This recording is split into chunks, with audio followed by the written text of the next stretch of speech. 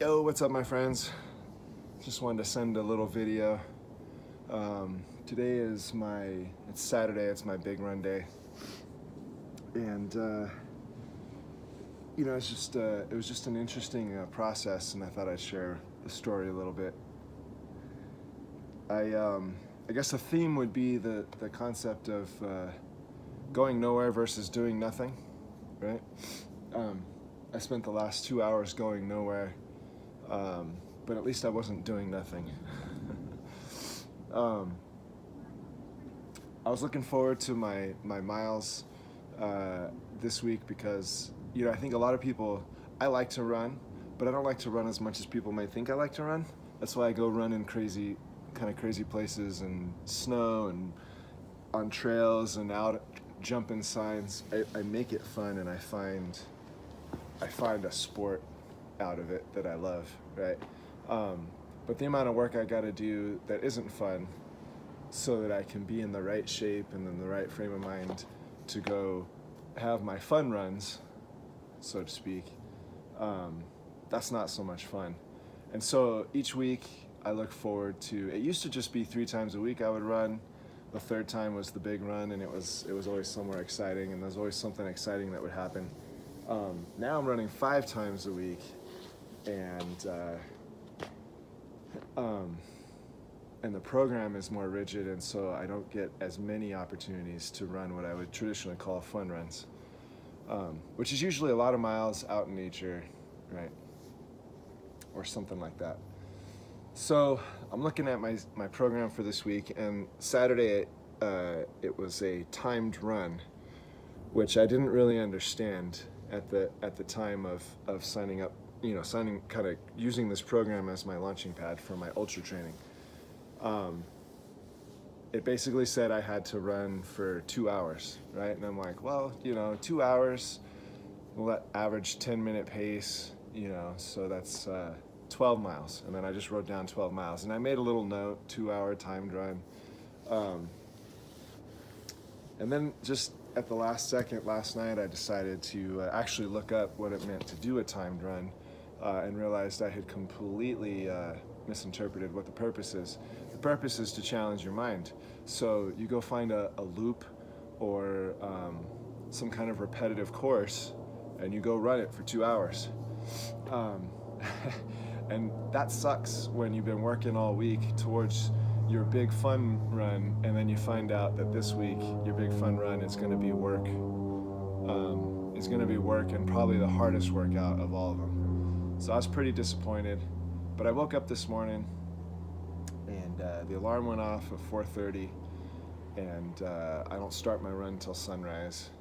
So I laid in bed for about an hour, talking myself every morning, talking myself into getting things going and doing what I know I want to do, getting dressed, and go have coffee, go read for a little while at the coffee shop, just settle into the morning. To be quite honest, I'm trying to get that first poop out the way. You get up at 4:30, by about 6, it's time to get the business handled, and then I'm free for my run. And I was like, well, I haven't done a good challenge for me in a while, right? Like I did the 100 pull-ups was the last thing I did, and I'm like, that's fine. I'll just go run around the track for 2 hours. That'll suck bad, but I'll get it done, and we'll explore the process, and we'll see what happens. And I didn't even really think about it because I commit to my course, and that's just it. I commit to what the plan is. So I come out here, and there's like 3 to 6 inches of snow across the entire football field, high school track, right? And I'm like, well, I guess the suck is going to be even more than I had planned. But there was part of it that was really exciting, right? There was the unknown. It was super cold. It was like 18 degrees. I was struggling to get warm.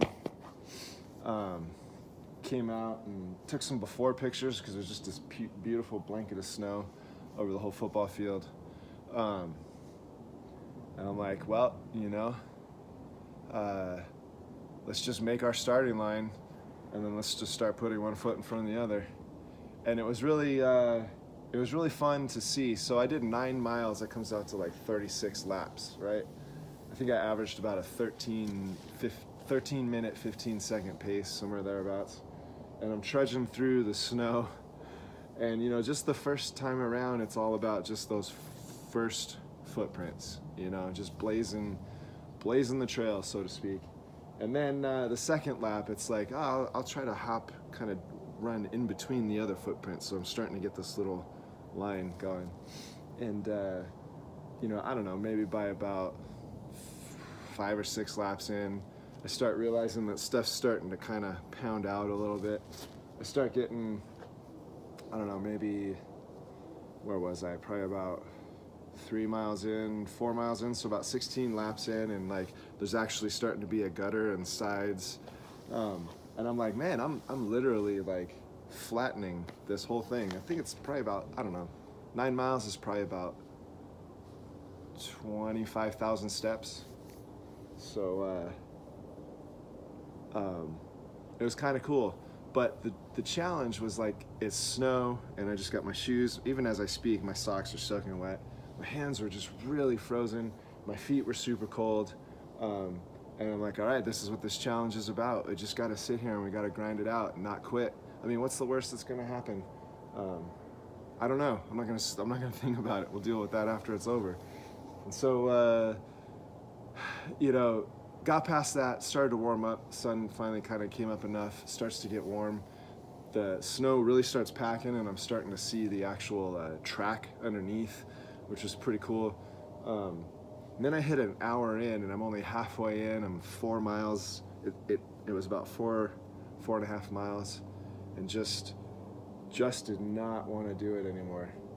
And at that point, it was just every lap, every 4 laps, right? Go through, make my little hash mark in the snow, and just try to check out, and just put one foot in front of the other. And